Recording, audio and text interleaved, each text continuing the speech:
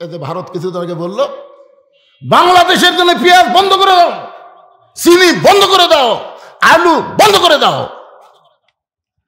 কি রে ভারত, তোরা বন্ধ করে দিলে বাংলাদেশ না খেয়ে মরবি? আল্লাহ বলতেছে বাংলার মুসলমান আমেরিকার দিকে ভারতের দিকে তাকায় থাকে না, বাংলার মুসলমান তাকায় আছে আল্লাহর দিকে। ধরে কোন কথা ঠিক না? আমাদের রেজেক দিবেন কে, ভারত না আল্লাহ? এবার আলুর আবাদ বেশি না কম? তোরা বন্ধ করে দিব না লিবু? শিবগঞ্জে আমার শ্বশুর বাড়ি, আমার শ্বশুর এলাকার লোক বলতেছে যে খালি মাটি টান দিয়ে আলু, ভিতরে কোনো মাটি নাই, খালি বেড়া মাটি দেওয়া, মাটি খালি টান দিলে আলু। হাই রে আলু রে! আল্লাহ কোরআনে বলেন ফালিয়াবুদু রব্ব হাযাল বাইত আল্লাযী আত'আমাহুম মিন জু'ইন ওয়া আমানাহুম মিন খাউফ। ওই ঘরের মালিকের তোমরা গোলামি করো, তোমরা নামাজ পড়ো, দুইটা পুরস্কার সঙ্গে সঙ্গে তোমাদের দেওয়া হবে। 1 নম্বর পুরস্কার হলো তোমাদের রিজিকের কোনো পেরেশানি থাকবে না। 2 নম্বর পুরস্কার হলো কোনো ভয় ভীতি তোমাদের অন্তরে ঢুকবে না, পুরাপুরি যাবতীয় ভয় থেকে আল্লাহ নিরাপত্তা দিয়ে দিবে। কেউ যদি বলে ভারতের বাংলাদেশকে আমরা 15 দিনে দখল করে নিব, আমরা তখন আল্লাহর বিশ্বাস নিয়ে বলবো আয় আয়।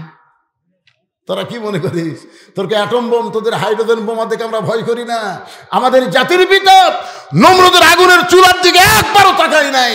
আল্লাহ ইব্রাহিমের ঈমানের দিকে তাকায় নমরুদের চুলা যদি শান্তির বাগান করে দিবার পরে তোদের বোমা বাংলার মুসলমানের দিকে তাকায় আল্লাহ মিষ্টি তরমুজ বানায় দেবার পারে। ধরে কর কথা ঠিক না? আয় মালওয়ানের বাচ্চারা আয়, খালি ঢুকে দেখ। হাসিনা যাওয়ার পরে এরা যা খেপিছে ভাই, কে খেপিস কে? আমি ছেলেদেরকে বলছি আবার আর একটা যুদ্ধ করা লাগবে, তোমরা 3 হাতে একটা করে লাঠি বানাবা আর কোমরে একটা করে খুর রাখবে, কারণ ওরা যদি ঢোকেই তাহলে লাঠি বিসমিল্লাহ করে পাড়ে ধরবো আর খুর দিয়ে কাটা দেবো, গোড়া লয় আগা কাটবো, পোলটা দিয়ে খাতনায় মুসলমান কলমা পড়ো। জোরে ধর কথা ঠিক কিনা? আপনারা কি মনে করতেছেন আমার ওয়াজ খালি এখানে আছে? আমার ওয়াজ বাংলাদেশের চাইতে ভারতের মুসলমান বেশি শোনে। গোটা ভারত সয়লাভ হয়ে গেছে যে বাংলাদেশে ঢোকা যাবে না, ঢুকলেই বিপদ আছে, কারণ ওকে ভগবানের খাওয়া নাই। তো কিছুদিন আগে আমেরিকাতে আগুন লাগছিল না? লাগছিল না? ওরা যত প্রকার প্রযুক্তি, সব প্রযুক্তি দিয়ে আগুন নিবার পারতেছে না, খালি বাড়তিছে। তখন ওই ক্যালিফোর্নিয়ার সরকার মুসলমানের দ্বারস্থ হলো, বলতেছে আমাকে গডের খাওয়া নাই, ঈশ্বর মরে গেছে, ভগবান আউট হবে, এখন তোমাকে আল্লাহ আকবার আজান দাও। মুসলমানেরা যখন আজান দেওয়া শুরু করলো, যতদূর পর্যন্ত আল্লাহ আকবার শব্দ যায় ততদূর পর্যন্ত আল্লাহ আগুন নিভাইয়া দেয়। তাহলে ক্ষমতা কার হাতে? তোরা ক্ষমতা দেখাস না, তোরা ওই ভুয়া ক্ষমতা নিয়ে বাংলাদেশে ঢুকিস না, কারণ আমরা এমন এক মালক বসে থুছি যাক মাছে খায় হজম করা পারেনি। জোরে কোন কথা ঠিক না? ইউনুস নবীরে খাইল মাছেতে গিলিয়া, ফেরেশতা পাঠাইলেন আল্লাহ এসমে আজম দিয়া, দমে দমে সে হরদম পড়ে সে এসমে আজম, মাছেরই উদর হইতে বাঁচাইলা প্রাণ। সবাই বলেন আল্লাহু আল্লাহু, তুমি জাল্লে জালালুহু, শেষ করা তো যায় না গে তোমার গুণগান। ওমর ফারুকের চোখ দিয়ে দর দর করে পানি পড়তেছে। ওমর ফারুক বললেন রাখাল ভাই আসলে চাওয়ার ব্যাপারে আমার ভুল হয়ে গেছে, আসলে চাওয়ার ব্যাপারে আমার ভুল হয়ে গেছে। রাখাল বলতেছে তাহলে তওবা করো, ভুল যখন স্বীকার করেছো তোমার বাঁচার বুদ্ধি আছে। এতদিন যারা আওয়ামী লীগ করছে এখন তারা ভুল স্বীকার করেন, কি করবেন? যেই দলের মেম্বার থেকে শুরু করে প্রধানমন্ত্রী পর্যন্ত পলে গেছে, ওই দল আর করে লাভ আছে? কথা কয় না, লাভ আছে? আমরাই তো 4 ভাই, আমাকে এক ভাই আওয়ামী লীগ করে, ওই তওবা করে আমাকে দলের দোষ দিতে কি করবে?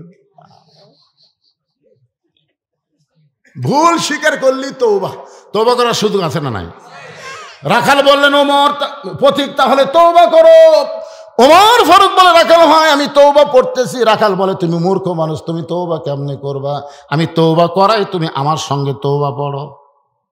ওমর ফারুক বলে, রাখাল আমি যে মূর্খ এ কথা তোমাকে কে কইছে? বলে, চাওয়ার সতর্ক যাই থাকে না, ই হলো গণ্ড মূর্খ। আল্লাহ বাদ দিয়ে রাখালের কাছে যে দুধ চাই, এর চাইতে মূর্খ দুনিয়াতে নেই। আল্লাহ বাদ দিয়ে দয়াল বাবার কাছে যায়। আপনারা বলেন তো শিক্ষিত? আমার দয়াল বাবার দরবারেতে কেউ ফিরে না খালি হাতে। আরে ভাই, সব এইদিকে থেকে আছে, বুঝেন না? কি বুঝতেছেন? যে লোক আল্লাহ বাদ দিয়ে দয়াল বাবার দরবারত যায়, এই কি শিক্ষিত না মূর্খ? ওই যতই শিক্ষিত হোক, চাওয়ার ব্যাপারে হলো গণ্ড মূর্খ। ওমর ফারুক বলে, রাখাল ভাই তাহলে আমার তওবা পড়ায় দাও। এবার রাখাল হযরত ওমরকে যখন তওবা পড়ায়, ওমর ফারুক চোখের পানি বের করে মনে মনে কয়, আল্লাহ তোমার কোরআন যখন দুনিয়াতে চালু থাকবে, উমর যদি ভুল করে একটা রাখাল পর্যন্ত ভুল ধরতে পারবে। মসজিদের মধ্যে আল্লাহর কোরআন আছে না নাই? ইমাম সাহেব ডবল টাইটেল পাস, দাওরা পাস। আসরের নামাজে 3 রাকাতে বসেছে, 2 রাকাতে বসেছে, আবার 3 রাকাতে বসেছে। 4 নম্বর কাতার এক ভ্যান চলায়। ওই কই কে রে, আসরের নামাজ তো 2 বৈঠক, একটা হলো 2 রাকাত, একটা হলো 4 রাকাত। হুজুর যে 3 রাকাত বসলো, আল্লাহু আকবার। একটা ভ্যান আল্লাহু আকবার কাছে ইমাম বলতেছে, তুই যতই লোক মাদে, আমি ডবল টাইটেল দাওরা পাস, এতদিন 4 রাকাত পড়াছি, আজকে 3 রাকাত বসবো, 41 সালের আগে উঠবো না, দেখি কে তোলে আমার। এই কথা বলে ইমাম যদি স্বৈরাচার হয়ে বসেই থাকে, আপনার বলেন তো মসজিদের সমস্ত মুসল্লি কার পক্ষে যাবে? নেতার পক্ষে না ভ্যানালার পক্ষে? কেন কেন ভ্যানালার পক্ষে? কারণ ভ্যানালা ঠিক, ইমাম বেঠিক। মসজিদে আল্লাহর আইন চলে বলে আজও স্বৈরাচারী হওয়ার কোনো সুযোগ হয় নাই। আর সমাজে মানুষের আইন চলে বলে সবাই ইচ্ছা মতো কাজ করতেছে। জোরে কোন কথা ঠিক কিনা? এবার রাখাল হযরত ওমরকে তওবা পড়াচ্ছেন। যারা মাগরিব এশার নামাজ না পড়াবার শুনতেছেন, ফজর পর্যন্ত বাঁচার কোনো গ্যারান্টি? তাহলে সকলে আপনারা পড়েন, যারা পড়েছেন তারাও পড়েন। কারণ আপনি যেভাবে নামাজ পড়া দরকার সেইভাবে হয়তো আদায় করতে পারেন নাই। এই যে সকলে তওবা করতে কি আমাদের আপত্তি আছে? তাহলে সবাই জবান খুলে বলেন, আস্তাগফিরুল্লাহ রব্বি মিন কুল্লি জামবি ওয়া তুবু ইলাইহি। ওমর ফারুক তওবা করার পরে বলতেছে, রাখাল ভাই আল্লাহর হস্তে ওটের 1 পেয়ালা দুধ দাও। কার হস্তে? রাখাল মুস্কি মুস্কি হাসে। ওমর ফারুক বলে, রাখাল আবার হাসার কারণ কি? বলে, হাসার কারণ হলো তওবা করার পরে তুমি আবার মুনাফিকি করলে। যেই কইছে মুনাফিক, ওমর ফারুকের চেহারা রক্তের মতো লাল হয়ে গেল। মুখে যা আসে তাই বলিস কেন? কারণ ওমর ফারুক জানে মুনাফিকের জায়গা হলো জাহান্নামের সবচাইতে নিচে। জোরে কোন ঠিক কিনা? কাফেরেরা থাকবে জাহান্নামের উপরে, আর মুনাফিক থাকবে জাহান্নামের নিচে। কাফেরেরা পেশাব পায়খানা করবে, ওই পেশাব পায়খানা মুনাফিকের খাদ্য হবে। সাহাবেরা বলল, হুজুর এ বদমাইশ মুনাফিক কোন দল থেকে বের হবে? আল্লাহ রাসূল বললেন, আফসোস করতে হবে, এই মুনাফিকের আবাদ হবে মুসলমানের ভিতরে। প্রত্যেক ভোটের সময় আমাদের বাংলাদেশের অধিকাংশ মানুষ মুনাফিক হয়ে যায়। যখন যায় আসে কয়, আপনি কি দেবো ভাই? ওই যে কাক দিবি ওই নিজেই জানে না।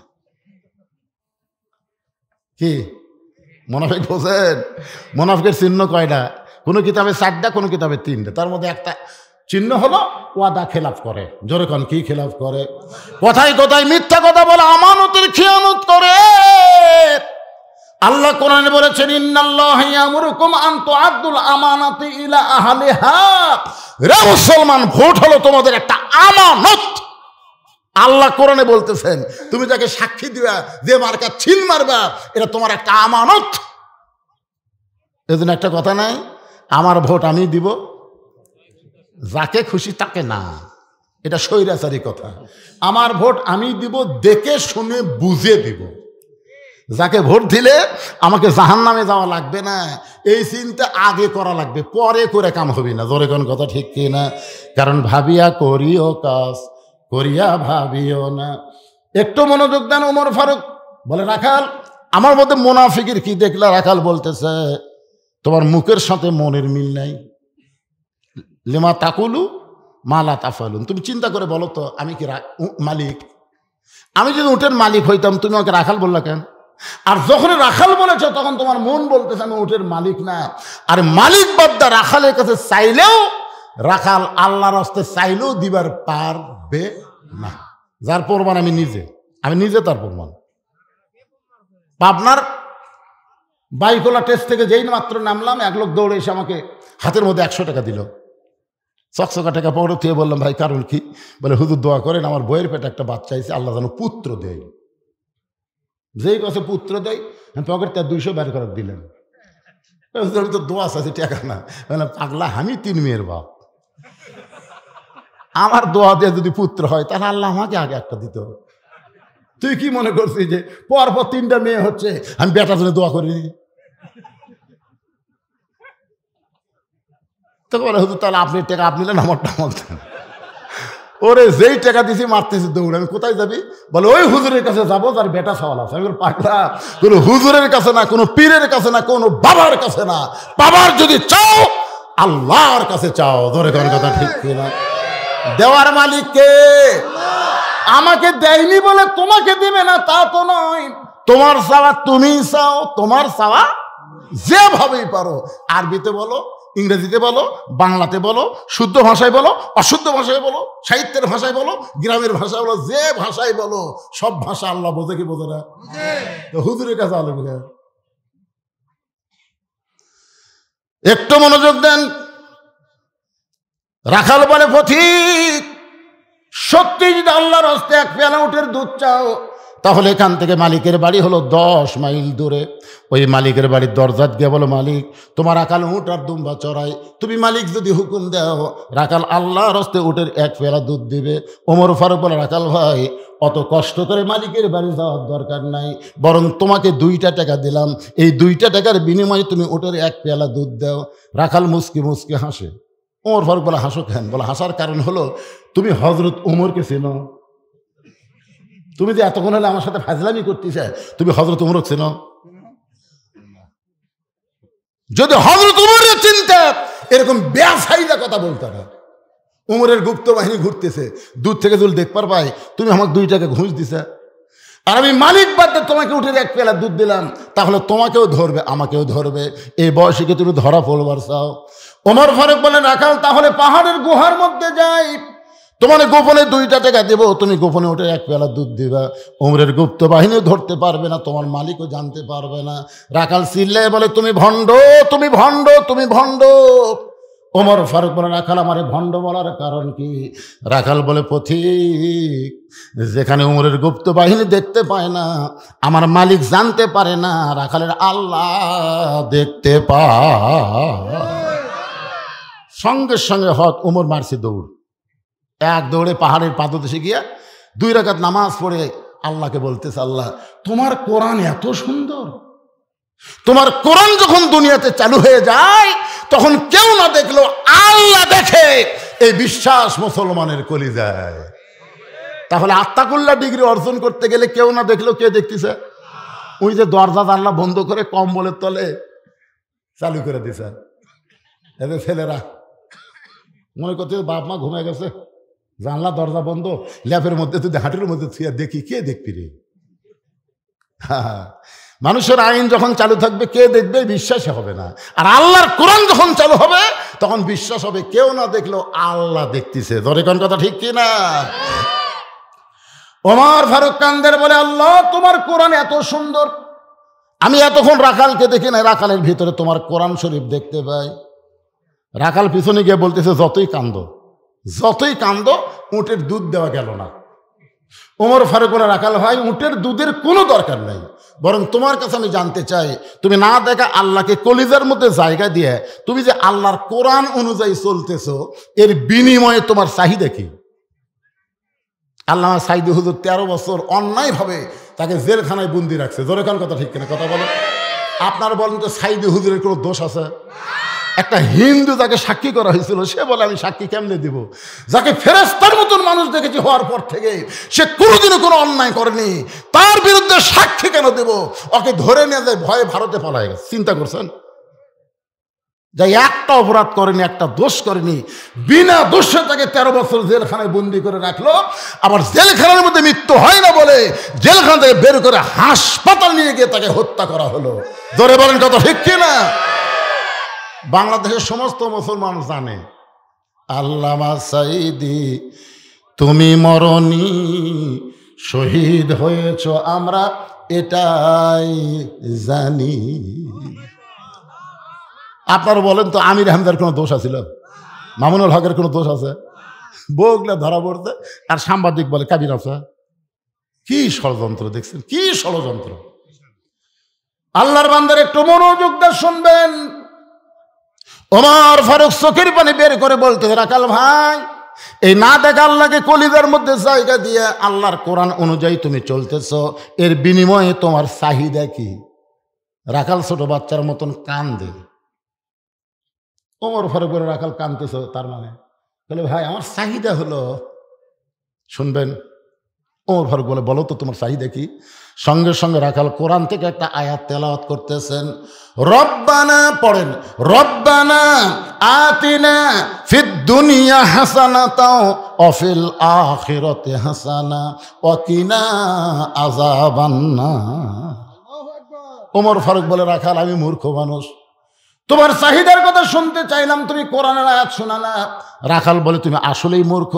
এই আয়াতের মধ্যে 2টা চাহিদার কথা আমি বলেছি, তুমি খেয়াল করে দেখো। একটা আতিনা ফিদ দুনিয়া হাসানা, একটা দুনিয়া, আর একটা ফিল আখিরাতে হাসানা, একটা হলো আখিরাতের সৌন্দর্য। দুনিয়ার সৌন্দর্য হলো মহামানব হযরত উমরকে আমি এক নজর দেখতে চাই। যে উমর আল্লাহর কোরআন দিয়ে রাষ্ট্র চালায়, সে উমরকে যদি একটা নজর দেখতে পাইতাম, আমার দুনিয়ার চাহিদা আল্লাহ পুরা করত। আমার 2 নম্বর চাহিদা হলো, আমি রাখাল যখন মরে যাব, অধম রাখালকে আল্লাহ যেন জান্নাত দেয়। চাহিদা কয়টা? দুনিয়ার চাহিদা কি দেখবে?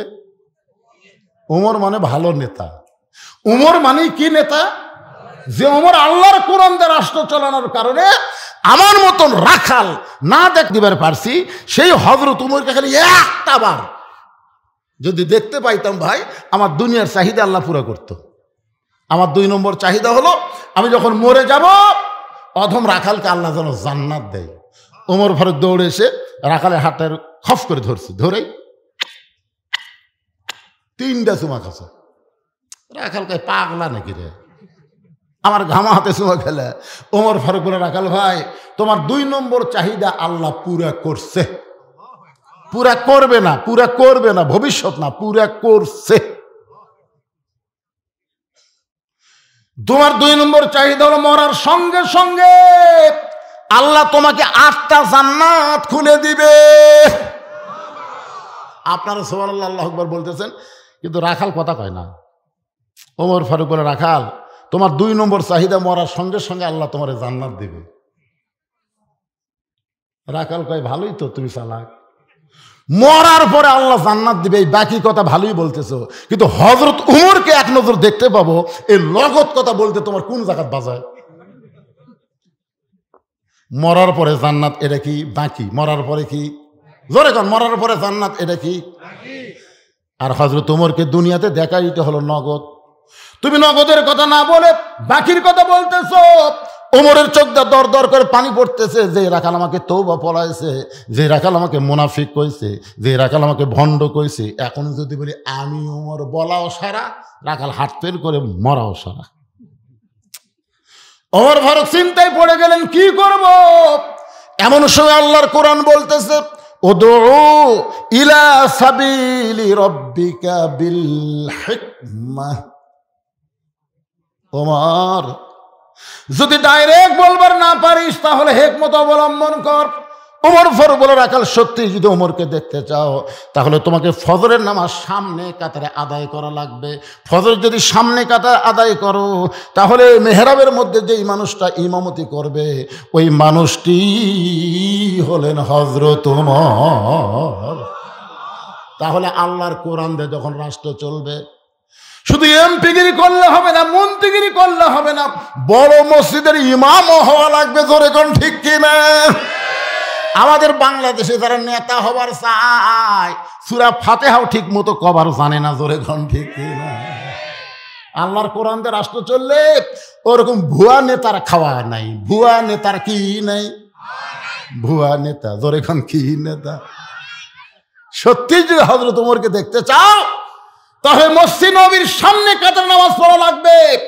মেহরাবের মধ্যে যেই মানুষটা ইমামতি করবে ওই মানুষটি হলেন হযরত ওমর। রাখাল ছোট বাচ্চার মতন ফুপা ফুপায় কাঁদতেছে। ওমর ফারুক রাখাল কান্দো কেন? বলে কান্দার কারণ হলো আমি বারান্দায় নামাজ পড়ি। ওমর ফারুক বলো বারান্দা পড়বা না, সামনে কাতারে যাবা। রাখাল বলে কেমনে? মসজিদের মধ্যে দামি দামি সাহাবী নামাজ পড়ে, আমি রাখাল হয়ে ওই দামি দামির মধ্যে ঢুকতে পারি?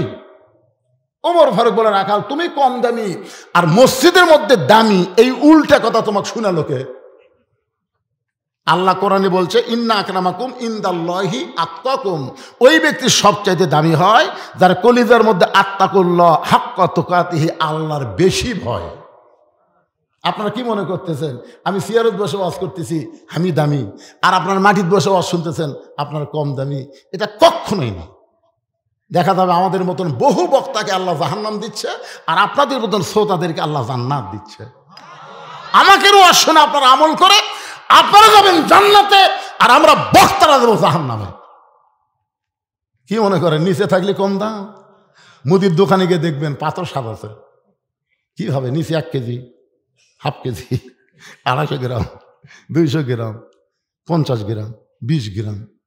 চেয়ারম্যান প্রধান অতিথি ছাড়া আমি 20 গ্রাম আর আপনার হলেন 1 কেজি। কোনটার দাম বেশি?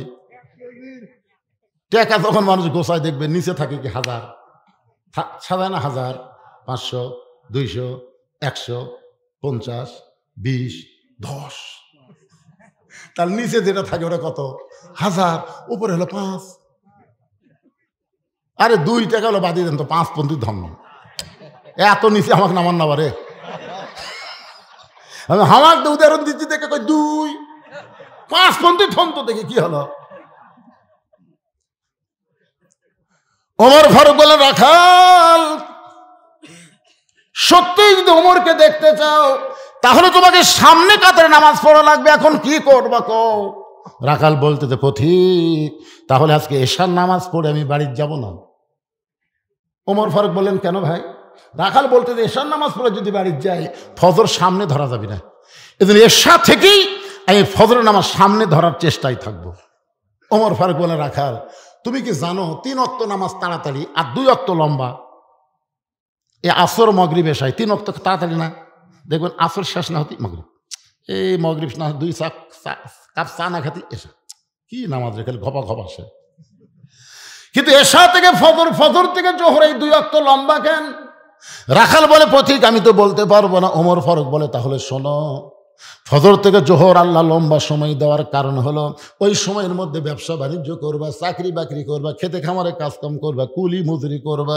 এইগুলো করতে গিয়ে তোমার দেহের যে ক্ষয় হবে, এশা থেকে ফজর পর্যন্ত আল্লাহ লম্বা সময় দিছে। এই লম্বা সময়ের মধ্যে ঘুম পারলে ঘুমের মাধ্যমে ওই ক্ষয়টা আল্লাহ পুরা করে দিবে। তুমি যে এশা থেকে ফজর নামাজ সামনে ধরবার চাচ্ছ, যদি তোমার চোখে ঘুম ধরে, রাখাল বলতে যে ঘুম যদি ধরে তাহলে মসজিদের মধ্যেই ঘুমায় যাব। ওমর ফারুক চেহারা রক্তের মতো লাল করে বলে রাখাল মসজিদের মধ্যে ঘুম পাড়ার দলিল দে। তুই যে মসজিদের মধ্যে ঘুমাবো তার একটা দলিল থাকা লাগবে না? কথা কান ভাই, মসজিদের মধ্যে ঘুমানোর দলিল থাকা লাগবে না? ঘুম তো দূরের কথা, জোহর নামাজ পড়া সবাই চলে গেছে, ওরা 3 জন 4 ফ্যান দিয়ে গল্প করতেছে। 1-1 ঘন্টা হয় গল্প ছাড়ে না। ফেরেশতারা বলতেছে আল্লাহ সবাই চলে গেল, ফাইজা কুদিয়াতিস সালাহ ফান্তাশিরু ফিল আরদ, সবাই জমিনে চলে গেল, এরা 3 জন 4 ফ্যান দিয়ে গল্প করে, এর রেজাল্ট কি? আল্লাহ বলতেছে ওরা গল্প করার সময় মাথার উপর দিয়ে ফ্যান ঘুরিছে, ওই ফ্যানের কারেন্টের বিল এই 3 জন আলাদাভাবে না দেওয়া পর্যন্ত জান্নাতে যাওয়ার পারবে না। কারণ মসজিদ ওর বাপের গল্পের আড্ডা মারার জায়গা না। জোরে কথা বলেন না কেন ভাই? কি মসজিদ? আগে আমরা ছোটবেলায় কাঁচা পেঁয়াজ খেয়ে একবার আমি গেছিলাম আমার দাদার কাছে, কেবল খারাপ আছি, পেঁয়াজের গন্ধ পায়, দাদা তো আমাদের মধ্যে আছে, কুনা মারতেছে। আমি যেটি যাই আর একজনের কাছে গেছি, উঁয়ে পাশে মুখ থেকে পেঁয়াজের গন্ধ আসতেছে। এই পেঁয়াজ খায় মসজিদে ঢুকিস, কাঁচা রসুন কাঁচা পেঁয়াজ খায় মসজিদের মধ্যে ঢুকলে ফেরেশতার কষ্ট হয়। দেখছেন, আগে পিঁয়াজ খেয়ে মসজিদে ঢোকা যায়নি, মসজিদের মধ্যে পিঁয়াজ কুটতিছে, মুড়ি মাখবি মসজিদ তোর বাপের রান্না ঘর। এই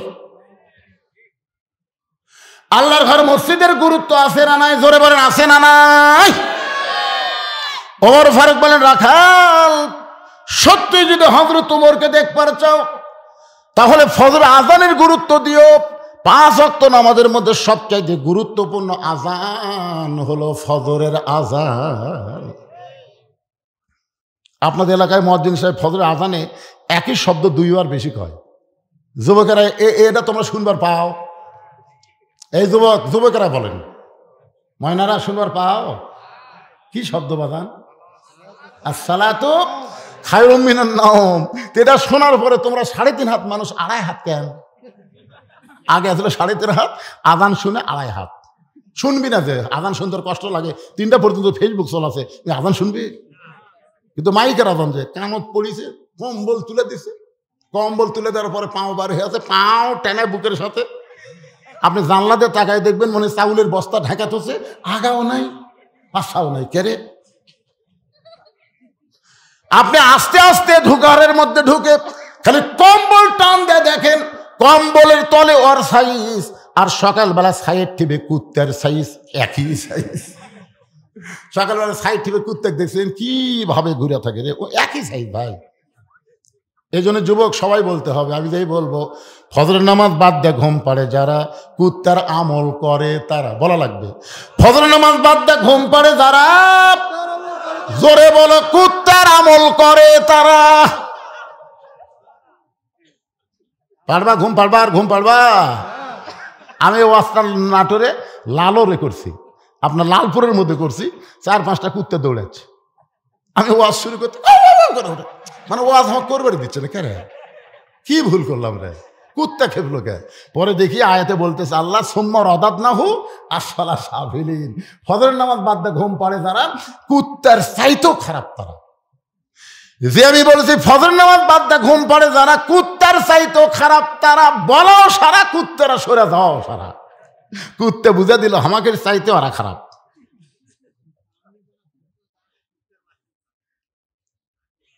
পাগলা এবার কুটি কুইটা বলে রে।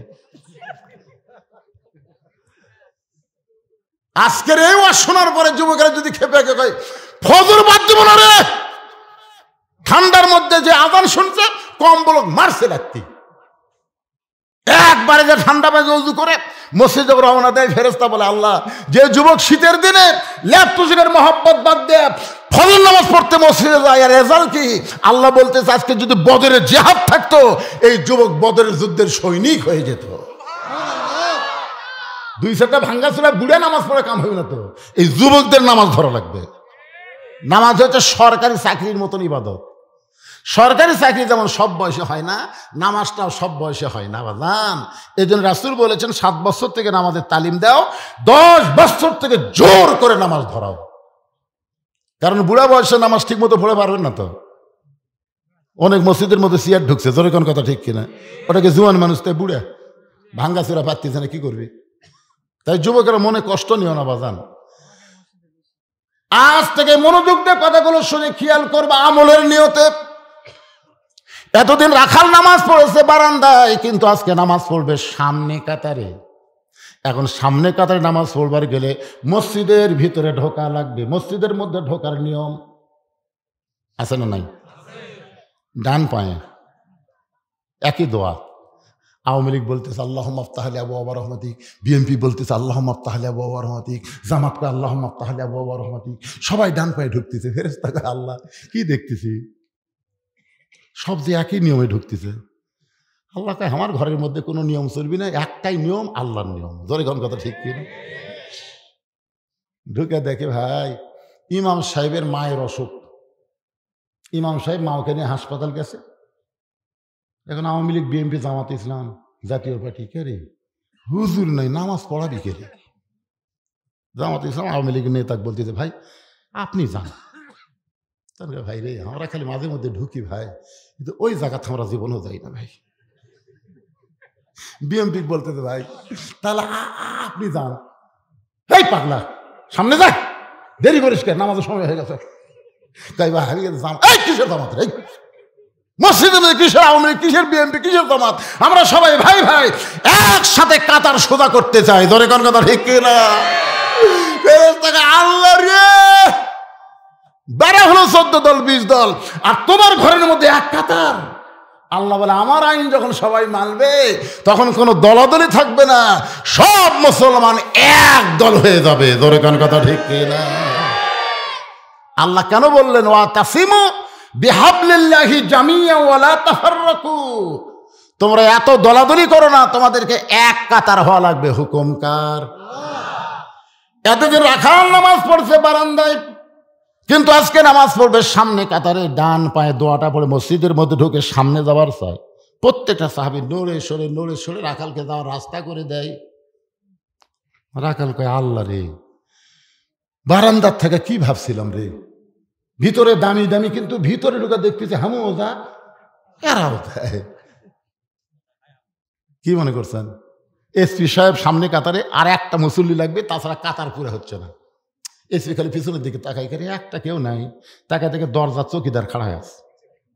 এসপি দেখতেছে, আয়। চৌকিদার বলে না স্যার, আপনি এসপি, আমি চৌকিদার। আরে পাগলা, ওটা বাইরের কথা, ভিতরে আয়, তোকে দেখাচ্ছি, আয়। এসপি যখন বলতেছে ভিতরে ঢুকে পিছনে খাড়া আছে, তোকে পিছনে থাকিস কে ভাই? ভাই কাছে আর কাছে খাড়া হয়, আমার গোড়ালির সাথে গোড়ালি মিল কর। হ্যাঁটা উঁচা হলে কিন্তু জামাতের একটা স্বভাব হবে না, গোড়ালির সাথে গোড়ালি মিল করা লাগবে। চৌকিদার বলতে স্যার আমার পায়ের গোড়া ফাটা, আপনি তেলতেলা স্যার, যদি ঘর্ষণ লাগে। এই পাগলা, পরে কি হবি সেটা পরের চিন্তা, আগে খাড়া হয়। চৌকিদারকে আল্লাহ রে, এটা কি নিয়ম রে? দুই পায়ের গোড়ালি এক হয়ে যায়। ভিতরে যখন ঢুকবেন তখন আর কোনো চিন্তা নাই। ফর্সার কাছে কালো, কালোর কাছে ফর্সা, নেতার কাছে চামচা, চামচার কাছে নেতা, ধনীর কাছে গরিব। জোরে বলেন ঠিক কিনা? এসপির কাছে চৌকিদার, কাতার সোজা হয়ে গেল। রাখাল সামনে কাতারে গিয়া মেহরাব বরাবর, সামনে কাতারে মেহরাব বরাবর ফজরের 2 রাকাত সুন্নত আছে না নাই? রাখাল 2 রাকাত সুন্নত পড়ে চুপটি করে বসে আছে।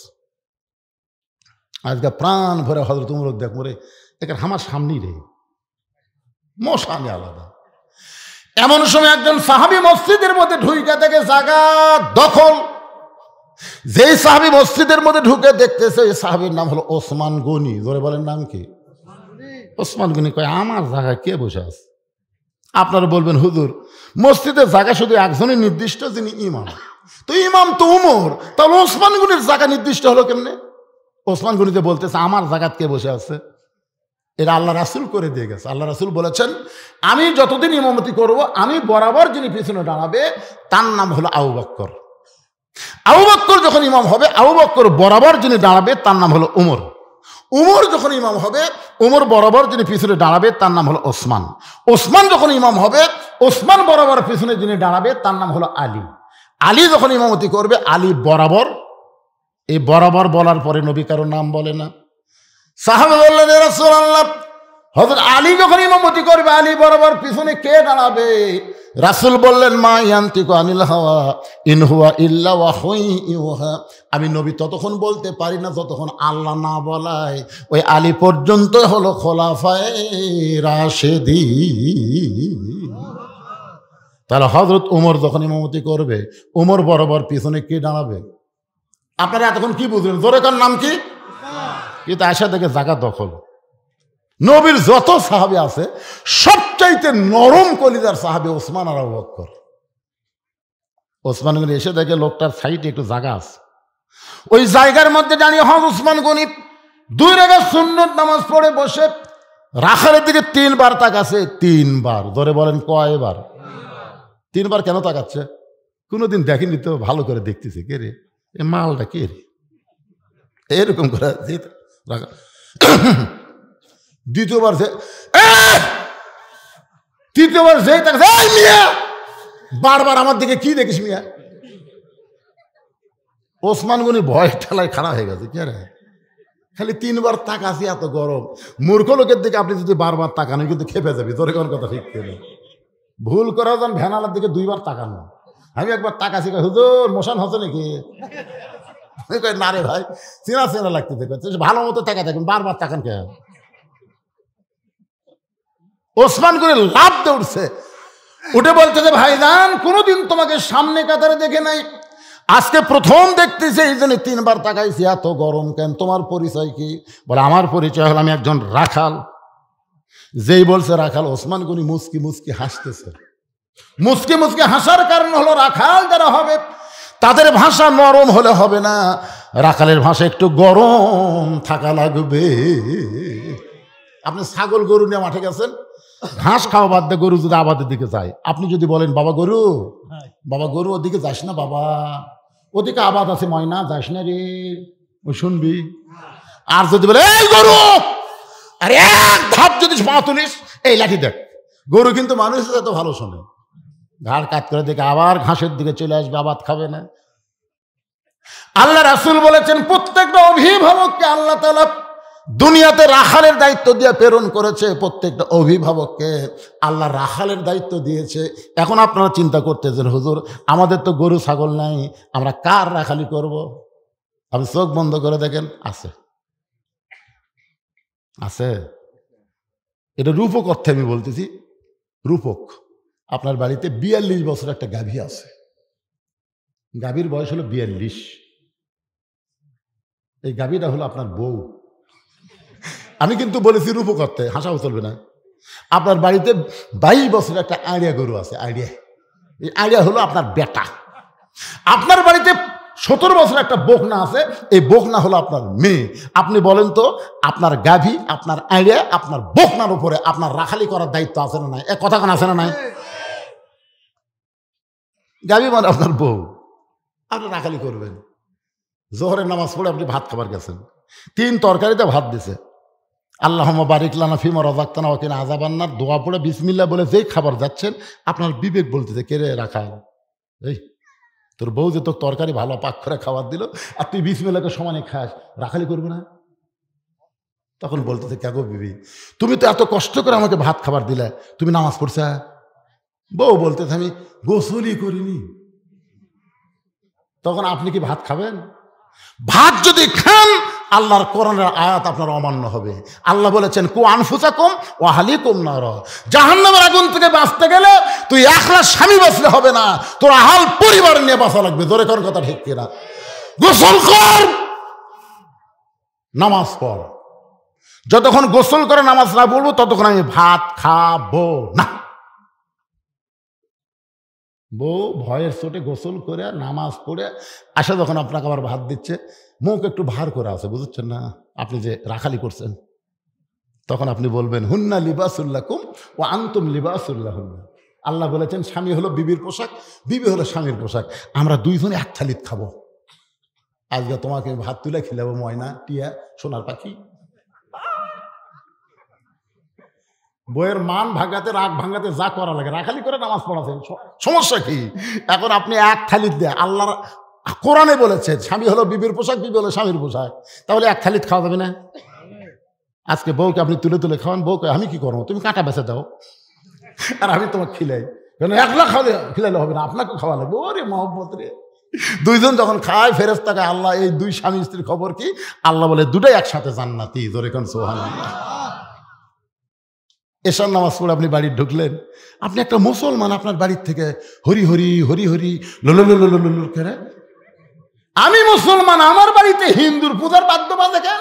ঘরের মধ্যে ঢুকে দেখেন আপনার গাভী স্টার জলসা দেখতেছে। ওই সময় আপনি কি রাখালি করবেন? ওই সময় যা বলবেন দেখি তো আমিও দেখি, তুমিও দেখো। তুই জানিস যে দেশের চ্যানেল দেখতেছিস, ওই ভারত 400 বছরের পুরাতন বাবরি মসজিদ ভাঙ্গা ওই জায়গায় রাম মন্দির বানাচ্ছে রে।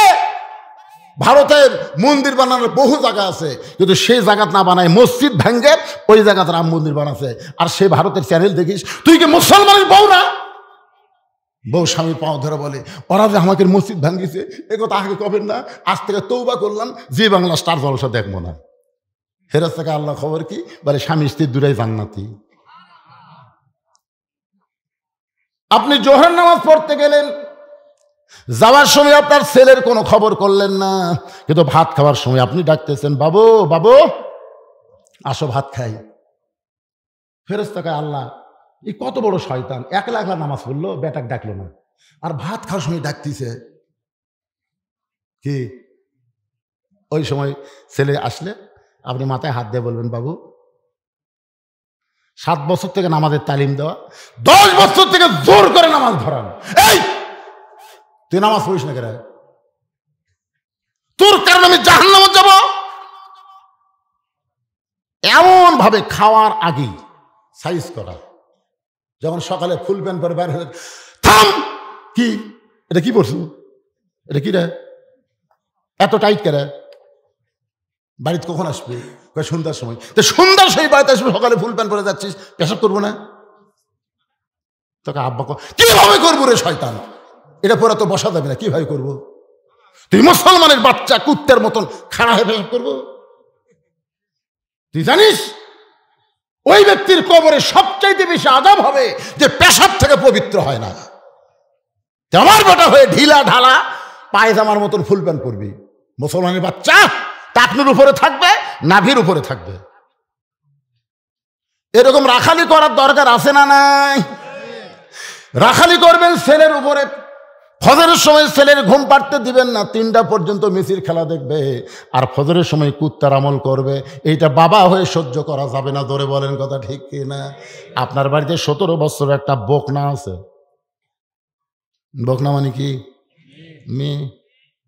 রাখালি করবেন না? আপনাকে রাখালি করা রাখবে। আল্লাহর নবী ঘরের মধ্যে ঢুইকা থাকে 9 বছরের ফাতেমা হাতের মধ্যে 2টা চুরি দিয়ে মুসকে মুসকে হাসতেছে।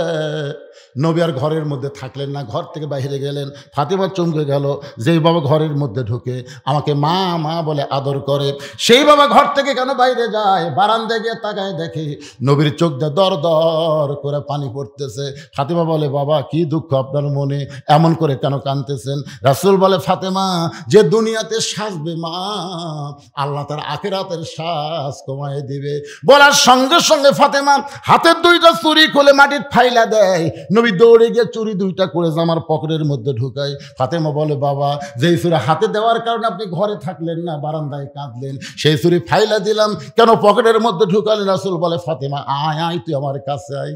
নবী মেয়েকে কাছে নিয়ে বলতেছে, মা একদিন তোর কানে কানের দুল পরায় দিব, একদিন তোর নাকে নাকফুল পরায় দিব, একদিন তোর গলাত মালা পরায় দিব। ফাতেমা বলেন, বাবা কবে কবে? আল্লাহর নবী বললেন, যেদিন তোমার বিবাহ হবে। ও ফাতেমা, মেয়েরা কেবলমাত্র এক ব্যক্তির জন্য সাজতে পারবে মা, সেই ব্যক্তি হলো তার স্বামী। স্বামী ছাড়া কোনো পরপুরুষের জন্য নারীদের সাজা চলবে না। তাহলে আপনার 17 বছরের মেয়েদের হাইহিল পরে কিলকিল করে গোটা মোর গ্রাম ঘুরতে চায়। কি কথা কয় না রে বা, কথা কয় না রে। রাখালি করবেন না? নবী যদি তার মেয়েকে রাখালি করতে পারে, নবীর উম্মত হয়ে আপনি কি এমন মরদ হলেন? আপনার মেয়েকে আপনি কি বানাবেন? পরিমরি বানাবেন না ফাতেমা বানাবেন? আজকে আপনাকে সিদ্ধান্ত নেওয়া লাগবে। ধরে কথা ঠিক কেনা কথা বলেন। আপনার একটা মেয়ের জন্য গোটা পাড়ার ছেলেরা নষ্ট হয়ে গেল। 1000 ছেলে মানুষের কোনো ক্ষতি করতে পারবে না, একটা মেয়ে 1000 ছেলেকে নষ্ট করতে পারবে। ধরে কথা বলেন না কেন ভাইজান? এক পরিমণি গোটা বাংলাদেশের যুবকদের নষ্ট করছে। কিরে যুবক, এই সোনার যুবক গুলা একটাও পাড়ায় পাড়ায় ঘুরবে না, সব মসজিদের বারান্দা যাবে। জানেন আপনি? খালি মেয়েদেরকে আপনি পর্দার মধ্যে ঢুকেন।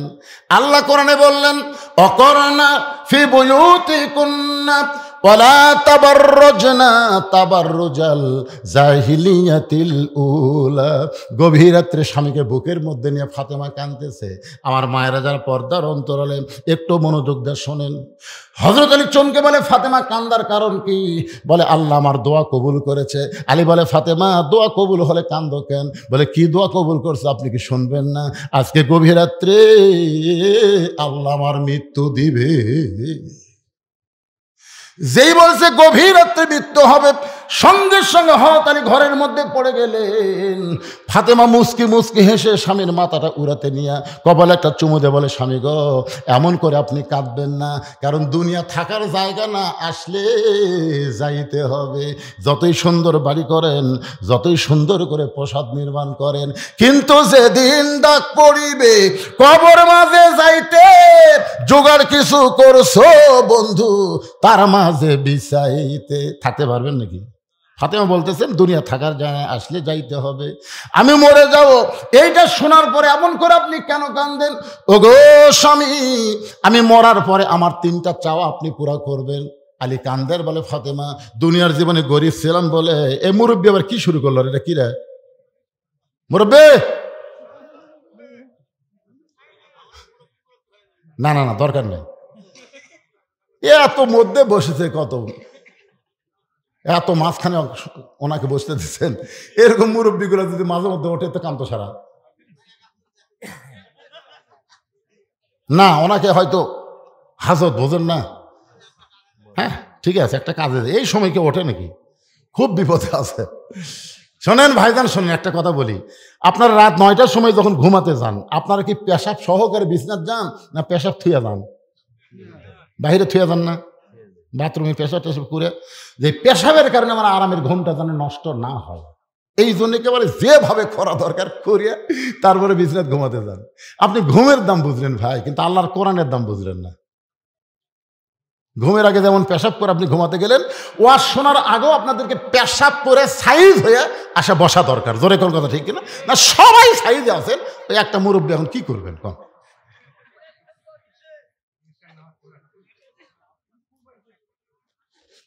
মাশাআল্লাহ, আল্লাহ এই কোরআনের ওসিলায় পেশাব জাতীয় যত বেধি আছে সমস্ত বেধি থেকে আল্লাহ আমাদেরকে হেফাজত করুক। জোরে কোন আমিন।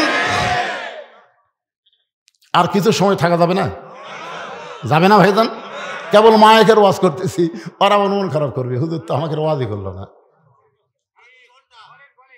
কয় ঘন্টা সেটা পরে হবে। এখন চিন্তা করেন, আলী কান্দের বলে, ফাতেমা দুনিয়ার জীবনে গরিব, মরার সময় তুমি কি চাইবা ফাতেমা? বলে 1 নম্বর চাওয়া হলো আমাকে রাতের অন্ধকারেই দাফন করবেন। আমি রাতের অন্ধকারে মৃত্যুবরণ করব, দিনের বেলা দাফন করলে আমার পর্দার খেলাফ হবে। আমার 2 নম্বর চাওয়া হলো আমার জন্য কোনো জানাজার ব্যবস্থা করবেন না, আমার জন্য কোনো জানাজার ব্যবস্থা করবেন না। আলী বলে, ফাতেমা তুমি নবীর কলিজার টুকরা, তোমার খবর শুনলে হাজার হাজার মানুষ জানাজায় সামিল হবে। ফাতেমা বললেন, কোনো লাভ নাই। হাজার হাজারকে 1 কোটি মানুষ যদি বলে ফাতেমা ভালো, আপনি যদি বলেন ভালো না, কোনো লাভ নেই। আর দুনিয়ার তামাম মানুষ যদি বলে ফাতেমা ভালো, ফাতেমা খারাপ, আর আপনি যদি বলেন আমার বউ ফাতেমা ভালো, শুধু স্বামী ভালো বলার কারণে ফাতেমার জন্যে আল্লাহ 8টা জান্নাতের দরজা খুলে দিল। এখন আপনারা বলেন বউ ভালো হওয়া লাগবে কার কাছে? আর আমাদের গুলো ল বলটা কি কয়, খালি তুমি, খালি তুমি আমাকে দেখতে পারো না, খালি তুমি। গোটা পাড়া খুঁজে দেখো, আমার বিরুদ্ধে কেউ নেই। ওরে বাবা রে, পাড়ার লোক তো ভালো কয়, তা তুই ওভার ডিউটি মারিস নাকি রা? আমার মায়েদের বলতেছে, বাপ দুনিয়ার কোন পুরুষ মানুষ আপনাকে ভালো বললেই আপনি জাহান্নামী। কারণ আপনাকে কেমনে বললো ভালো? কারণ আপনাকে তো দেখেনি, ভালো না কালো কিভাবে বুঝবে? আর শুধু স্বামী যদি বলে ভালো, 8টা জান্নাতের দরজা ফাতেমা বললেন আমার জন্য খুলে গেল। ওগো স্বামী, আমার লাশটা খাটনিতে তুলবেন না। আমি হিসাব করে দেখলাম এই মুহূর্তে 4 জন ব্যক্তি খাটনি কান্দে নেওয়ার মতন ফাতেমার নাই। আমার বাবা যদি আজকে দুনিয়াতে থাকতো, মরা মেয়ের লাশের খাটনি বাবা কান্দে নিবার পারতো, কিন্তু 6 মাস আগে আমার বাবা দুনিয়া থেকে বিদায় নিয়েছে। আমার হাসান হোসেন এত ছোট, মায়ের লাশের খাটনি কান্দে নিবার পারবে না।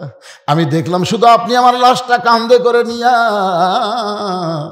ওই জান্নাতুল বাগের পূর্ব কোণায় সবুজ রঙের একটা বাতি জ্বলবে, ওই বাতি বরাবর আমাকে দাফন করবেন।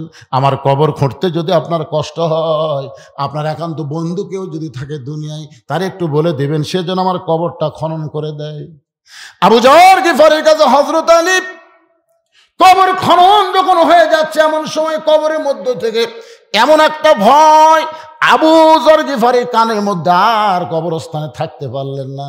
জান্নাতুল বাগিতে আবু যর যখন চলে গেছে, এমন সময় হযরত আলী ফাতেমার লাশটা নেওয়ার জন্য ঘরের মধ্যে ঢুকে দেখে ফাতেমা নিজে নিজে শেষ গোসল করে নিজে কাফনের কাপড় পরে তার দুইটা সন্তানকে ঘুমায়া দিছে।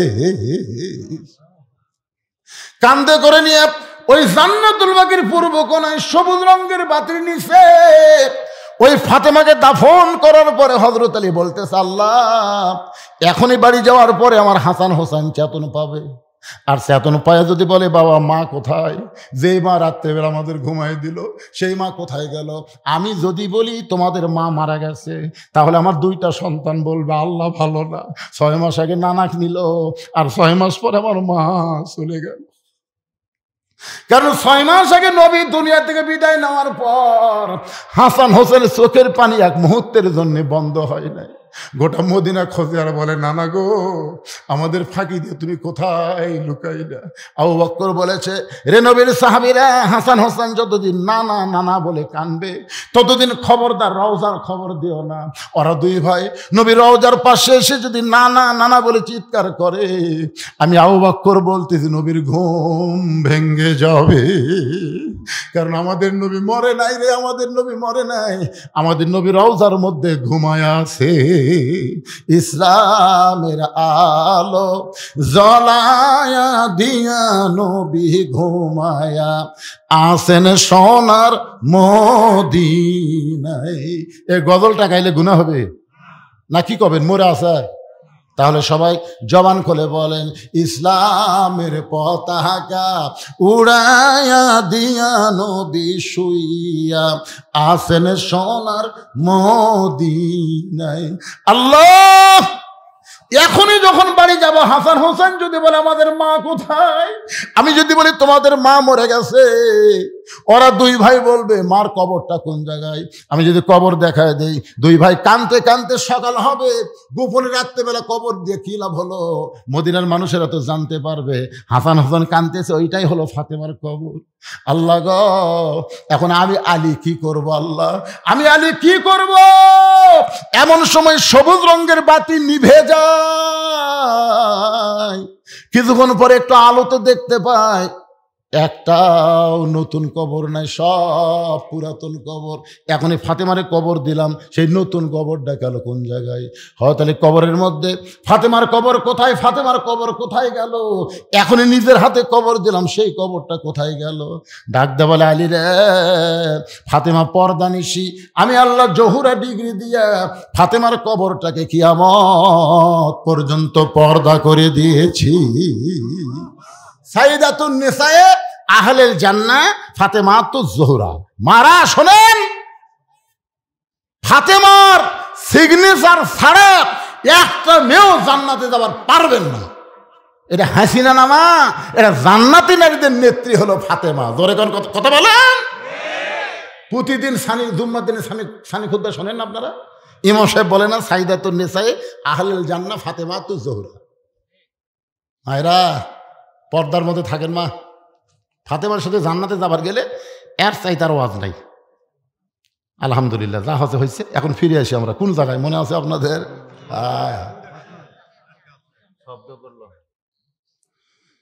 একটু মনোযোগ দিয়ে শুনবেন। ওসমান গনি চুপ করে বসে বলতে, ভাইজান কোনোদিন আপনাকে সামনে কাতারে দেখে নাই, আজকে প্রথম দেখতেছি, নিয়ত কি? বলে নিয়ত হলো দেখার জন্য ভাই, বারান্দাত পড়ি তো দেখা যায় না, এই জন্য আজকে সামনে কাতারে যাচ্ছি, আজকে দেখা হলেই চলে যাবো, আর আসবো না, কারণ এখানে আসা খুবই কষ্ট। আসলে যারা পিছনে নামাজ পড়ে তারা কিন্তু সামনে যাওয়ার চায় না, ধরে কোন কথা ঠিক না? কারণ এরা হলো ফাঁকিবাজ, শেষে এসে আগে যাবে। যদি সামনে কাতারে আটকে দেখেন না, নামাজ শেষ করে তাকায়, দেখেন নিয়ত করছে সব, কতগুলো লোক দেখবেন সালাম ফেরানোর সাথে নিয়ত করছে একেবারে। এই জন্য দুই একটা মসজিদে কাঠে দিয়ে বেনাতে যায়, ফট করে মুখের আগে দিয়ে, কেন মুখের আগে দিলি তো বুঝার বেল কি দিল, এনা হলো সোত্রা।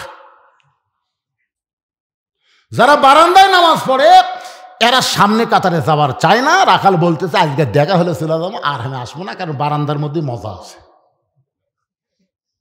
ওসমান গনি বলতেছে, ভাইজান আজকে আপনার দেখা হবে, তার গ্যারান্টি কি? আজকে যে আপনি দেখতে পাবেন তার গ্যারান্টি কি? রাখাল বলতেছে, আমার চোখ ভালো আছে। ওসমান বলে, ভাইজান আজকে কয়েক বছর হলে সামনে কাতারে নামাজ পড়ি, এখন পর্যন্ত আমার দেখা হলো না। কয়েক বছর থেকে সামনে কাতারে নামাজ পড়ে এখন পর্যন্ত দেখতে পাইলাম না। রাখাল বলতেছে, আমার দিকে ভালো করে তাকান তো, কয়েক বছর হলে পড়েন এখনো দেখবার পাননি? ওসমান বলে, না ভাই এখনো দেখতে পাইলাম না। রাখাল দেখতে চায় হযরত উমরকে, আর ওসমান দেখতে আসে নামাজের মালিক আল্লাহকে। এই লোভটা কিন্তু নবী দিছে, এই লোভ আল্লাহ নবী দিছে। আল্লাহ নবী বলেছেন, as-সালাতু মিরাজুল মুমিনিন। আর এক জায়গায় নবী বলেছেন, বুখারী শরীফের প্রথম হাদিস, এখানে প্রথমে হাদিসটা আছে, আনতাবুদুল্লাহ কাআন্নাকা তারাহু ফাইল্লাম তাকুন তারাহু ফাইন্নাহু ইয়ারাক। আল্লাহ কোরআনে বলেছেন, অসজুদ ওয়াক্তারিব। আল্লাহ রাসূল বলেছেন, কোনো বান্দা যখন নামাজে শামিল হবে, ওই বান্দা তখন নামাজের মালিক আল্লাহকেই দেখতে পাবে। আল্লাহকে দেখা যদি সম্ভব না হয়, তাহলে আল্লাহ তাকে দেখতেছে এই বিশ্বাস তার কলিজার মধ্যে ঢুকে যাবে। ধরে কোন সুবহানাল্লাহ। ওসমান গনি কয়েক বছরের সামনে আসে কাক দেখার জন্য? আরো জোরে। আর রাখাল আইছে আল্লাহওয়ালা হযরত উমরকে দেখার জন্য। ওসমান গনি বলতেছে, ভাই কয়েক বছরের সামনে কাতারে নামাজ পড়ে এখন পর্যন্ত দেখা হলো না। রাখাল বলতেছে, আমার হাত ধর, আর হাত ধর, আমি নিজেও দেখবো এবং তোকেও দেখে দেবো। কি রে, দেখা যাবি না মানে? দেখার বাপ যাবি, আমার হাত ধর। ওসমান গনিকে বলতে, আমার হাত ধর, আমি নিজেও দেখবো তোমাকেও দেখায় দিব। এমন সময় ওসমান গনির কাছে আল্লাহর কোরআন বলতেছে, ইয়া আইয়ুহাল্লাযীনা আমানুত্তাকুল্লাহা ওয়া কুনু মা'আস সাদিকিন। আয়াতের বাংলা অর্থ জানেন? জীবনদারেরা, আল্লাহর ভয় যদি কলিজার মধ্যে রাখতে চাও, তাহলে সত্যবাদীদের তোমরা সাথী হও, সত্যবাদীদের দল করো, সত্যবাদীকে সমর্থন করো। বাংলাদেশে সত্যবাদী আছে না নাই? জনগণ আছে না নাই? যারা মানুষের কথা বলে না, আল্লাহর কোরআনের কথা বলে, তাদের সঙ্গে থাকার কথা আল্লাহ বলেছেন, অকুনু মা'আস সাদিকিন। কোরআন শরীফ তেলাওয়াত করে সবাই কি বলে? সাদাকাল্লাহ। সাদাক বলে কি বলে না? সাদাকাল্লাহ মানে কি? এর চাইতে সত্য আর কি হতে পারে? ওসমান গনি রাখালের হাতটা ধরে বসে আছেন, মনের মধ্যে বড় আশা, নিজের যোগ্যতায় দেখতে পাইনি, কিন্তু এমন একজন আল্লাহওয়ালা পাইছি যে নিজেও দেখবে এবং আমাকেও দেখায় দিবে, এই বিশ্বাস করে রাখালের হাতটা ধরে বসে আছেন। কিছুক্ষণ পরে যখন জামাতের সময় হয়েছে, এমন সময় মুয়াজ্জিন আকামত শুরু করেছে। মুয়াজ্জিন যেই মাত্র আকামত শুরু করেছে, এমন সময় হযরত উমর মেহরাবের মধ্যে ঢুকছে। আকামত দেওয়া মাত্র হযরত উমর মেহরাবের মধ্যে ঢুকলো। আপনারা বলেন তো কোন দিক দিয়ে ঢুকছে? আমাদের বাংলাদেশে ইমাম ঢোকে মসজিদের দরজা দিয়ে, আর কোরআন দিয়ে যখন বাংলাদেশ চলবে তখন দরজা দিয়ে ইমাম ঢোকা লাগবে না, কারণ ইমাম হবে এমপি, ইমাম হবে মন্ত্রী, ইমাম হবে চেয়ারম্যান, ইমাম হবে মেম্বার। মানে প্রত্যেকটা নেতাকে ইমামতি করে তারপরে ভোট চাওয়া লাগবে। জনগণ বলবে, আপনি তো ইলেকশনে আসতেছেন, ভাই কোন মসজিদের ইমাম? আমি তো ইমামতি করি না। এটা আল্লাহর কোরআন যখন চালু হবে তখনকার কথা বলতেছি, এখনকার কথা না। আর চেয়ারম্যান সাহেব মন খারাপ করলে হবে না তো, তখনকার কথা বলতেছি। আমাকে আশা আসে না, দরকার আসে না। হ্যাঁ, মেহরাব বরাবর ছোট্ট একটা দরজা থাকবে, ওই দরজা দিয়ে হযরত উমর মেহরাবের মধ্যে ঢুকছে। রাখাল খালি বলতেছে, কে রে? এরাই তো আমার উমর দেখার কথা কইল রে। তো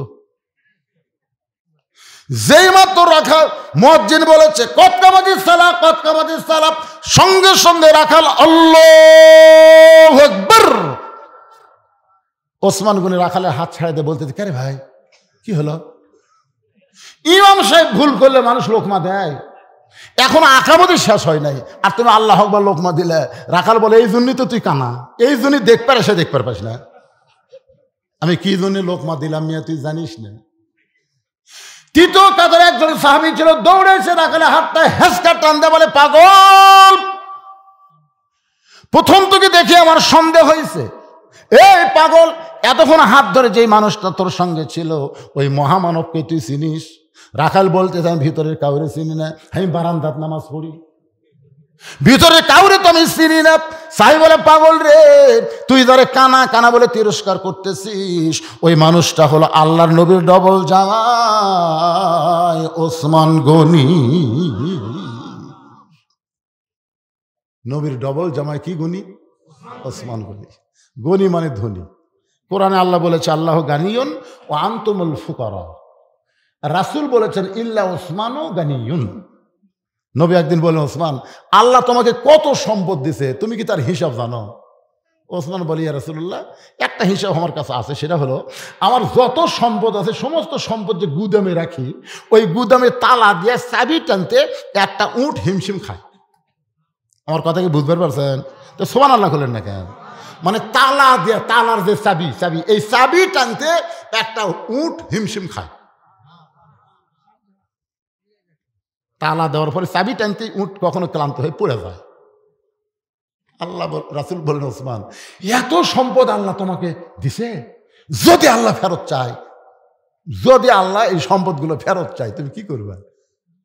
ওসমান দৌড়ে গিয়ে উটের রশি ধরে নবীর হাতে দিয়ে বললেন ইয়া রাসূলুল্লাহ, খালি সম্পদ না, উটটাও আল্লাহ দিয়ে দিলাম। নবী কয় ওসমান, সবই যদি আল্লাহ দেও তোমার থাকলো কি? ওসমান বলে বলতেছে, আমার যা আছে, আমার ডান পাশে আল্লাহ, বাম পাশে মুহাম্মদ রাসূলুল্লাহ, এই দুইটা থাকলে আমার আর কোনো কিছুর দরকার নেই। সঙ্গে সঙ্গে নবী আসমানে তাকায় বলে আল্লাহ আল্লাহ, চাহিদা মাত্র ওসমান তার বাহককে সব ফেরত দিল। এখন আমি নবী কি করব? আল্লাহ বলতে কোন টেনশন করেন না, আমার জ্ঞানী ডিগ্রি আমি ওসমানকে দিয়ে দিলাম। চাহিদা মাত্র আর বাহককে ফেরত দিতে বাধ্য থাকবে। এখন আপনাদের কাছে যে টাকা পয়সা সয় সম্পদ আছে, এগুলাকে আপনাদের না আল্লাহর? সবাই বলতেছেন না, আরো জোরে যাই বলবেন না, যাই বলতেছেন আল্লাহ মরার 5 দিন আগে বোবা করে দিবেন, ওর সবই ঠিক থাকবে, খালি করি আল্লাহ রাসূল বলেছেন, কোন ব্যক্তি সারা জীবন যদি পাপ করে আর মৃত্যুর সময় যদি আল্লাহ আল্লাহ করে মারা যায়, শুধু আল্লাহ আল্লাহ মুখে জারি থাকার কারণে আল্লাহ তার জীবনের সব গুনাহ মাফ করে দেয়। তাহলে আপনার মরার সময় বোবা হবে না, জবান খোলা রাখবেন? এই জন্য জবান সমস্ত সম্পদের মালিককে। আরো জোরে কারা যারা বিশ্বাস করেন 2 হাত তুলে আমার আল্লাহকে দেখান, লিল্লাহি তাকবীর। হাত নাম। এই যে ছেলে পেলে কষ্ট করে যে কোরআনের মাহফিল করলো, এরা যদি গান বাজনা করতো, তো গান বাজনা না করে কোরআনের মাহফিল করেছে, এতে কি আপনার খুশি? তাহলে আপনার কাছে এখন ব্যাগ যাবে। সম্পদের মালিক আল্লাহ, পকেটের টাকা থেকে যদি না দেন ডাক্তার দেওয়া লাগবে। হ্যাঁ, হাত তুলেছেন, সম্পদের মালিক আল্লাহ। এখন এরা যাচ্ছে কোরআনের মাহফিলের জন্য। আপনি কি 20টা টাকাও দিতে পারবেন না? আপনি কি 10টা টাকাও দিতে পারবেন না? কিঞ্চিত হলেও দিবেন রে, দান বাক্স ঠেলা মারবেন না। অনেক লোক পকেটে টাকা থাকে, 500 আছে, 200 আছে, 100 আছে, 10 টাকা নেই, মারে ঠেলা 2 জন পার হয়ে যায়। ওরা 2 জনকে আল্লাহ তো গ্রহণ করুক রে, তোর হাতত বল আছে। কান্দের ফেরেশতাকে আল্লাহ এই পকেট ভরা টাকা থেকে তোমার দান বাক্স ঠেলা মারলো, এর কান্দ আমি থাকবো না, লেখমো কি? এই শয়তানের কি লেখমো? পকেট ভরা টাকা থেকে বসিয়ে দান বাক্স ঠেলা মারে, এরা মানুষ। আপনার কাছে যখন ব্যাগ যাবে, পকেটের টাকা আছে, যদি আপনি না দেন ফেরেশতারা কিন্তু লজ্জিত হবে। কি লেখমো রে, এই পকেটের টাকা থেকে ব্যাগ ফেরত দিল, কে রে ব্যাগ আলা ফাটি কুটি রে?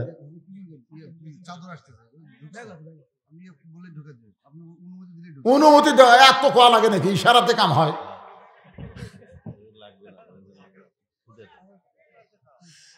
যুবকেরা, এখন পর্যন্ত আমাকে ব্যাস পড়াবার পারিসনি, এখনো পারেনি।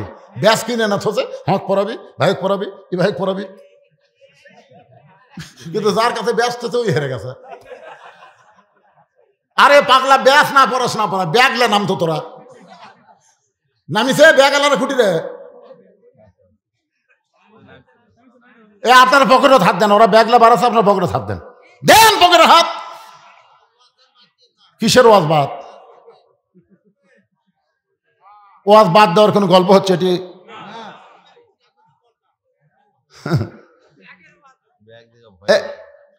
এ যে বাবা, এর কে উঠলো রে? ময়না বসেন বাবা, বাচ্চা আনবেন, এখন আবার বাচ্চা কেটে আনবেন। ও টাকা দেবেন, আচ্ছা ঠিক আছে, বাচ্চার হাতে দিবি, মাশাআল্লাহ। আসলে ছোট ছোট বাচ্চাদের হাতে আপনার দান করবেন। আপনি মরে গেলে ওরকে দেওয়া অভ্যাস থাকবে, আর আপনি যদি টাকা বসে থাকেন, মরে গেলে কই বুড়া মরতে ভালো আছে, 5 বছর পর গোরস্থানত যায় কবি কিরেম খামা খায় জায়গা ফেলাতে কি হবে রে বাগুনের আবাদ করবো জানেন। অনেক ছেলেরা বাপের কবর বাগুন আবাদ করতেছে।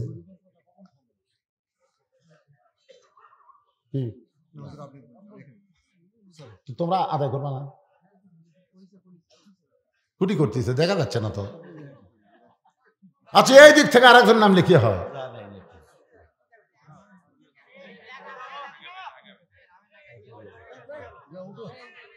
আমি চাচ্ছি শোনেন যে আপনাকে যেই তারিখ আছে এই তারিখের মধ্যেই ওয়াজ শেষ করবেন। আর 2 মিনিট আছে।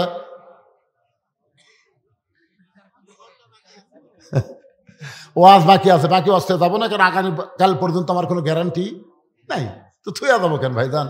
এরকম বলতে পারবো না যে আগামী বছর আবার দাওয়াত দেবো, এরকম বলার সাহস আমার নাই। এখান থেকে বাড়ি যাওয়ার পারবো কিনা তারই গ্যারান্টি নেই। ধরে কোন কথা ঠিক কিনা এই ধরনের চিন্তাই আমার মাথার নেই। হ্যাঁ ভাইজান দেন, সব ছেলের যারা ডান্স আপনার কাছে ঘুরতেছে একটু দেন। এরা আসলে একজন এই সাইডে মাত্র একজন দেখা। আচ্ছা এইদিকে একজন ধরো বাবা, ধরো ময়নারা ধরো, ধরো। তোমাকে শপিং ব্যাগের অভাব পড়ছে কেন? এত ব্যাগ বাড়ি। একটু জিকির করেন লা ইলাহা ইল্লাল্লাহ, লা ইলাহা ইল্লাল্লাহ। আমার মায়েদের মধ্যে গেলে কিন্তু আজকে অনেক টাকা আদায় হবে।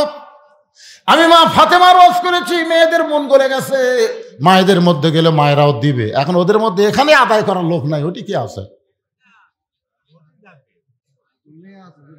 মেয়েরাই আছে, ওটি মেয়েরাই, ওটি যাবি মানে পুরুষের মধ্যে মেয়েদের মধ্যে শুধু 2 ধরনের মানুষ যাওয়ার পরে, একটা হলো ছোট বাচ্চা, তাই কিছুই বোঝে না, ওই মেয়েদের মধ্যে আদায় করতে পারবে। আর একটা এমন বুড়ে যার কোনো কিছু তার মনে হয় না। এই দুটি ছাড়া মেয়েদের মধ্যে ঢোকার কোনো পারমিশন নাই। হ্যাঁ, আর মেয়েরাই যদি মেয়েদের মধ্যে আদায় করে মাশাআল্লাহ, তার তো কোনো টেনশনই নাই। দেন সবাই দেন না কেন, দেন দেন, দিয়ে দেন আল্লাহর হস্তে। দেওয়া শেষ হলে আবার ওয়াজ শুরু হবে ইনশাআল্লাহ।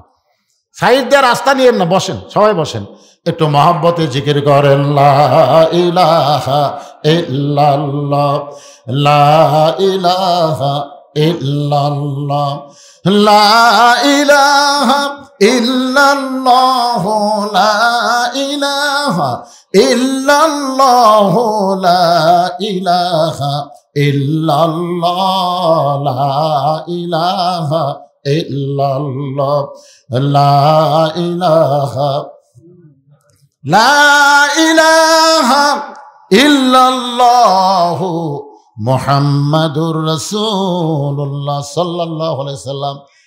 যুবকদের এক যুবক বলেছে, হুজুর এই মাহফিলের জন্য আমরাই যুবকেরা প্রায় 50,000 মতন টাকা দিয়েছি। আর যারা প্রবাসে আছে, বিদেশে আছে, তাদের বিশাল একটা অঙ্ক এখানে বাজেট করা হয়েছে। ভাইজান ছোট্ট একটা বাচ্চা, তোমার আব্বাই গেছিল নাকি তোমার লিবে? মাশাআল্লাহ মাশাআল্লাহ, ছোট্ট মানুষের হাতে 500 টাকা এই কোরআনের মাহফিলে করলো দান। আল্লাহ বাব্বাটা 2 জনকে ওসমান গনির সঙ্গে জান্নাতে কবুল করে নেন। জোরে কোন আমিন। আপনারা সব দিচ্ছেন না, দিবেন?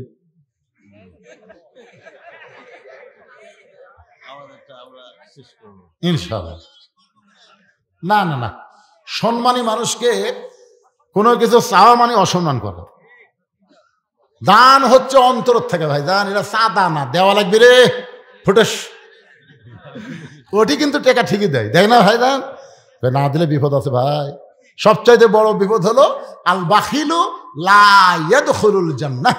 যারা বকিল এরা জান্নাতে যাবে না। বকিল কারা? পকেটে টাকা থেকেও এই কোরআনের মাহফিলে একটা টাকাও যারা দিলেন না, এরাই তো বকিলের মধ্যে পড়ে গেলেন।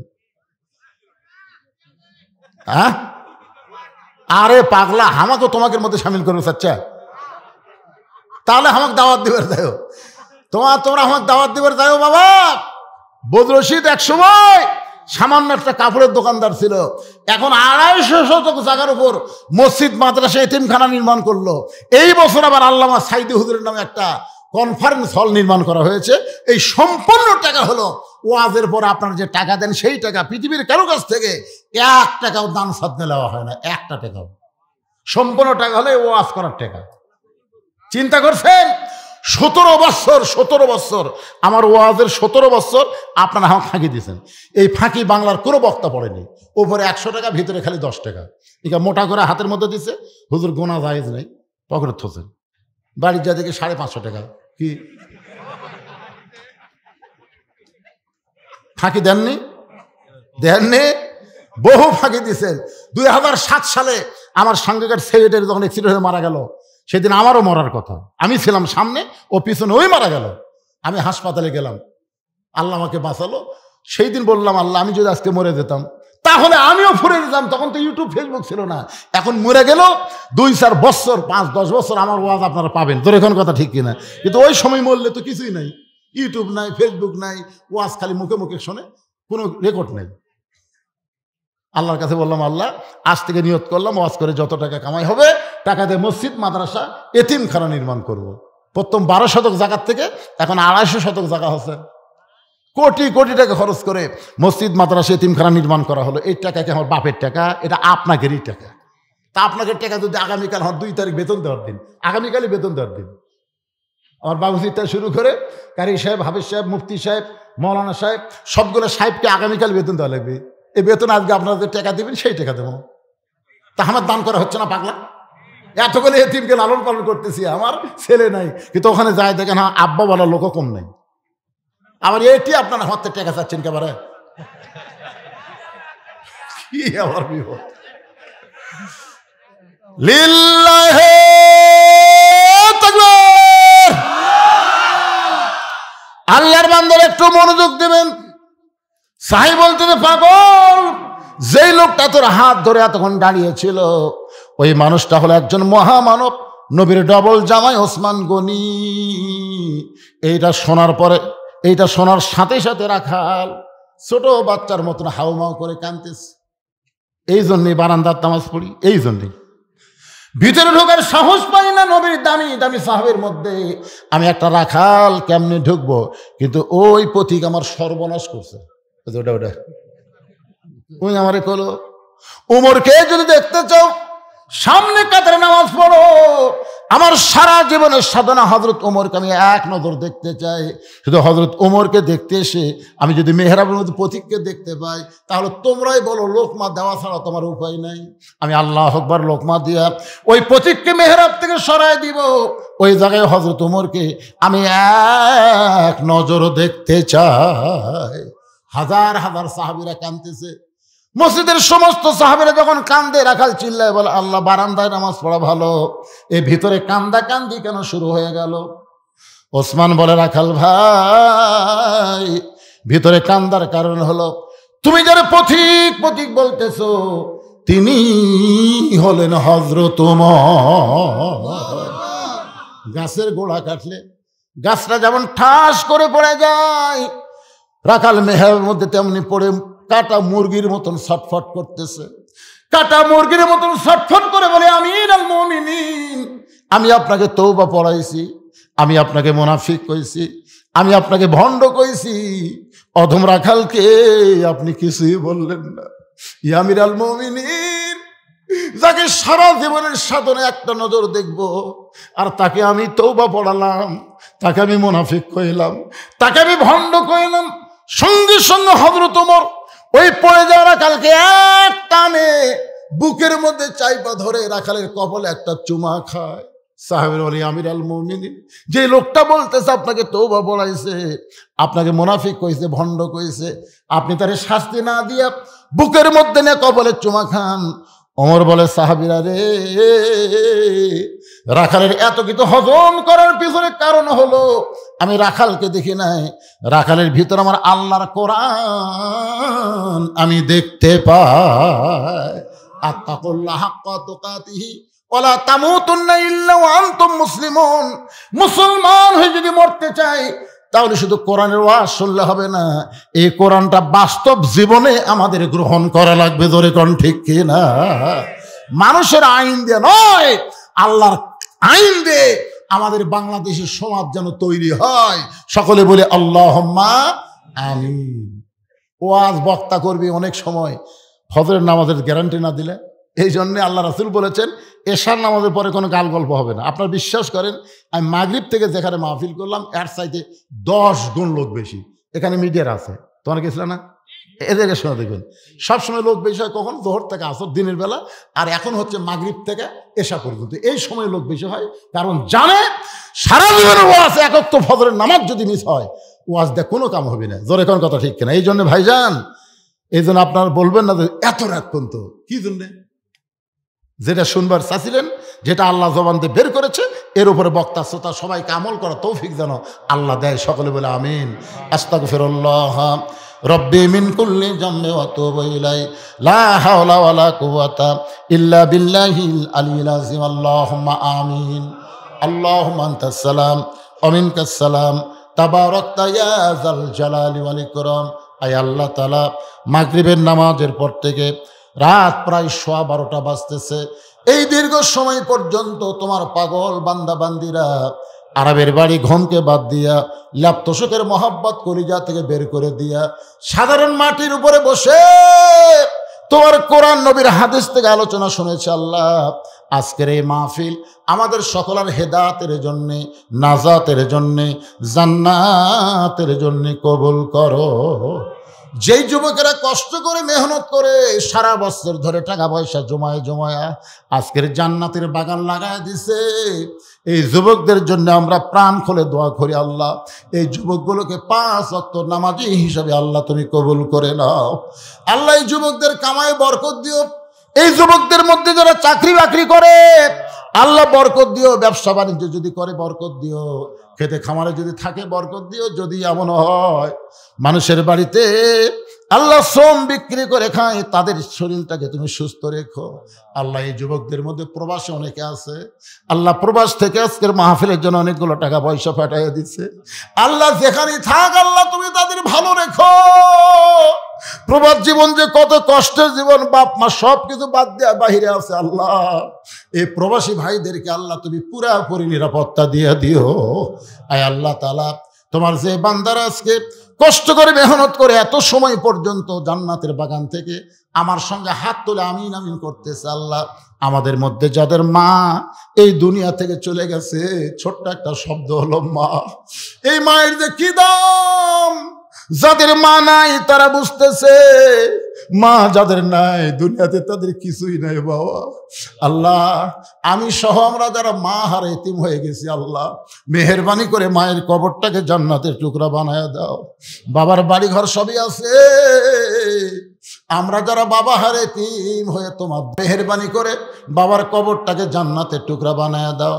আমাদের দাদা দাদি নানা নানি আত্মীয় স্বজন শ্বশুর শাশুড়ি যাদের কবরে গেছে আল্লাহ কবরবাসীদের মাফ করে দাও। আয় আল্লাহ তাআলা, আজকের মাহফিলের সম্মানিত চেয়ারম্যান সাহেব, আল্লাহ আজকের মাহফিলের সম্মানিত সভাপতি, আল্লাহ জনগণের খাদেম হিসেবে তাকে কবুল করে নাও। তার শরীরটা ভালো রেখো, তার মন মস্তিষ্ককে ভালো রেখো। আল্লাহ, আল্লাহ সঠিক মতো তোমার পথে চলতে পারে ওমর ফারুকের চরিত্র তাকে দান করে দিও। আজকের মাহফিলের সম্মানিত প্রধান অতিথিকে আল্লাহ তুমি কবুল করো। এই গ্রামের সূর্য সন্তান আল্লাহ যেখানেই থাক ভালো যেন থাকে, আল্লাহ কবুল করো।